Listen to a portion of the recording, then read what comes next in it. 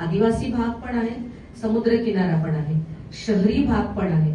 त्यामुळे असा भौगोलिक या सगळ्यांना जर का तुम्हाला एका स्तरावर आणायचं असेल तर त्याकरता काय केलं पाहिजे याचा अतिशय उत्तम विचार हा आमदार निरंजन डावखरे यांनी केलेला आहे आणि त्याकरता मला असं वाटतं आपण सगळ्यांनी त्यांचं अभिनंदन केलं पाहिजे.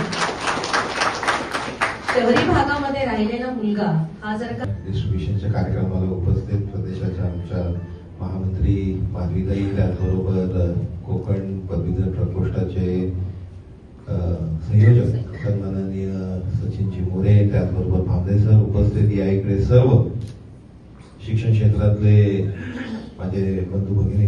हा नव्याने सुरू आहे किंवा पालघरला आता सुरू झाला, तर हा 6 वर्ष सातत्याने आपण सगळ्या जिल्ह्यांमध्ये सगळ्या शाळांमध्ये पोहोचण्याचा हा आपला एक प्रामाणिक प्रयत्न सतत सुरू आहे.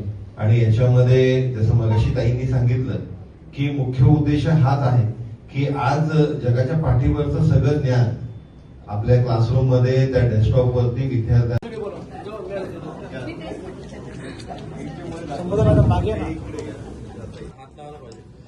भिवंडी निजामपूर शहर महानगरपालिका.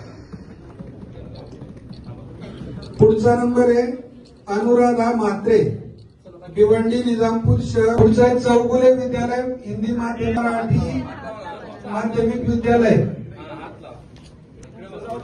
चौगुले मराठी विद्यालय मराठी माध्यमिक प्राथमिक अमोल म्हात्रे.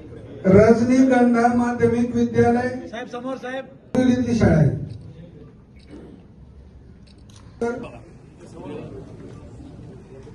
सर्व स्वामी विवेकानंद परिवारातल्या शाळा आहेत. त्या संस्थेचे सगळेजण आलेत की नाही ते तपासून बघा आणि मग फोटो काढा. महाविद्यालय वैशाली चौक कल्याण आहे का? हा. प्राथमिक विद्या मंदिर दर्शिका जोगडिया. सर तुमचं आलंय का त्या मॅडम आले गागरे मॅडम च्या माध्यमातून त्यांच्या संकल्पनेतून आणि प्रयत्नातून ठाणे जिल्ह्यातील प्रत्येक शाळांपर्यंत पोहोचण्यासाठी त्यांनी संगणक आणि प्रोजेक्टर देण्याचा या ठिकाणी संकल्प केला. 160 शाळांना आपण संगणक किंवा या ठिकाणी प्रोजेक्टर देत आहोत. ही अत्यंत चांगली गोष्ट आहे. परंतु सरांच्या माध्यमातून सांगताना एक लक्षात येतं की पालघरला झाला कार्यक्रम, त्यांच्या कक्षेमध्ये 5 जिल्हे येतात आणि जवळपास 6-7 हजार शाळांचा हा बंच आहे. त्यामुळे पर्यायाने हळूहळू का असेना परंतु पालघर पासून सुरू झालेला हा प्रवास जो आहे ना तो आता ठाण्याला आहे. भविष्यात तो समजा रायगड असेल, रत्नागिरी असेल, सिंधुदुर्ग पर्यंत जाऊन पोहोचणार आहे. आणि सरांचा संकल्प आहे की माझ्या मतदारसंघातल्या सर्व शाळा उपस्थित असलेले आदरणीय डावखरे साहेबांनी मागणी नाही आणि आदरणीय यांचं मिश्र या ठिकाणी हार्दिक स्वागत करतो आणि थांबतो.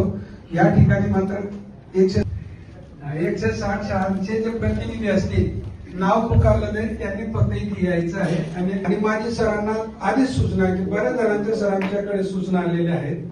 बऱ्याच शाळांमध्ये आता सोलर लॅम्प असतील, सोलर स्ट्रीट लॅम्प असतील, सोलर बॅटरी असेल किंवा सोलर पॅनल असतील किंवा जर कुठेही फिरवता येतो, सर्वांना वापरता येतो आणि 24 तो आपल्याला उपयुक्त ठरतो. म्हणून मी माझ्या या पदवीधर मतदारसंघामध्ये मागच्या टर्म पासून सगळ्या शाळा या डिजिटल झाल्या पाहिजेत, सगळ्या विद्यार्थ्यांना डिजिटल शिक्षण हे उपलब्ध झालं पाहिजे या दृष्टिकोनाने माझ्या आमदार निधीचा त्या दृष्टिकोनाने उपयोग आम्ही सातत्याने करतोय.